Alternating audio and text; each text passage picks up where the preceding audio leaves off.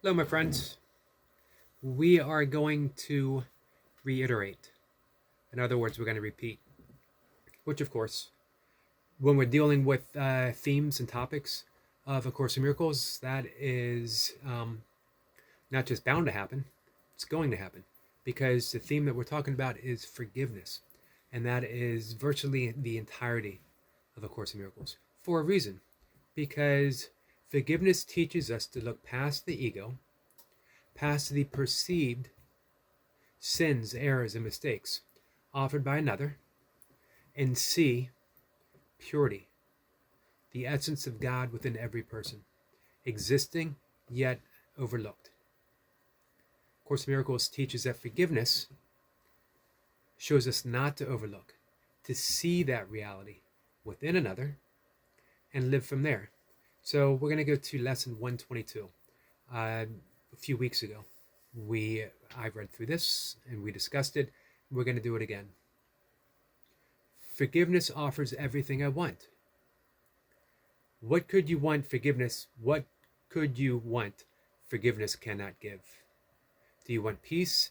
Forgiveness offers it.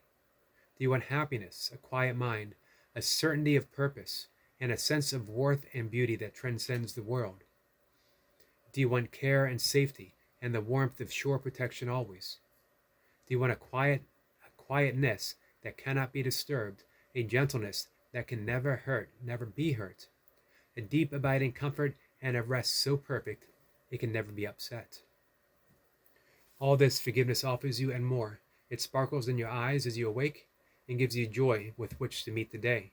It soothes your forehead while you sleep and rests upon your eyelids so you see no dreams of fear and evil, malice, and attack. And when you wake again, it offers you another day of happiness and peace. All this forgiveness offers you and more. So I remember reading this, probably 1991, 92. When I first read it, it was not in A Course in Miracles. It was in a book about A Course in Miracles.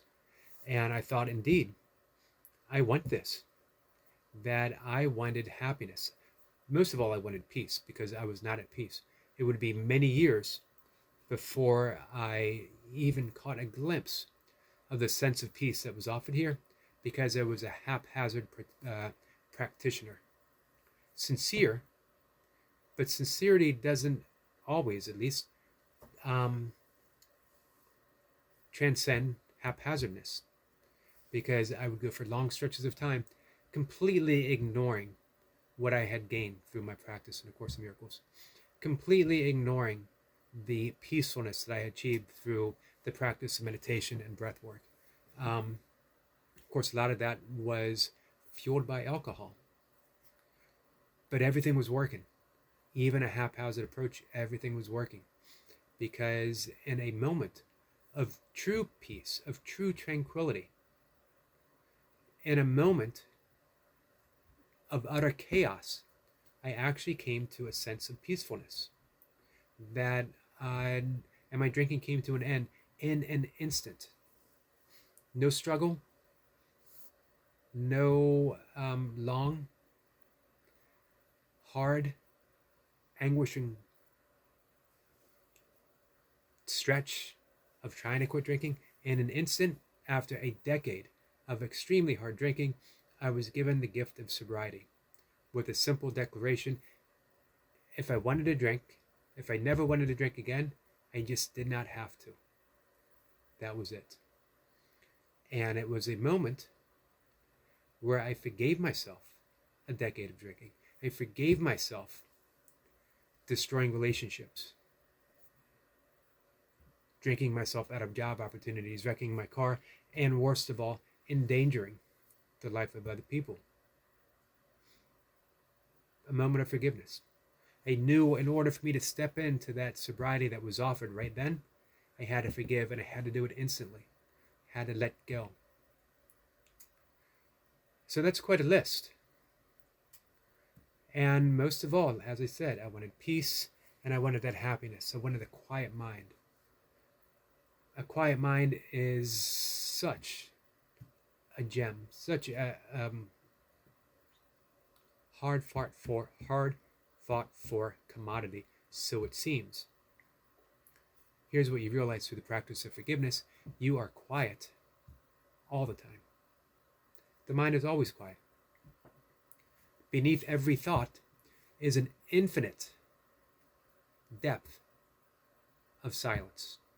As Herman Melville said, silence is the only voice of God. Amazing how it all played into a theme. That my meditation deepened the more I forgave. The more I forgave, the better my meditation. Everything just flowed. Still, now, and here's what I'm learning: forgive the little things. We always look for those big things. Amazing how that works, isn't it? We would think, start with the little, work our way up to the big things. It was the reverse for me.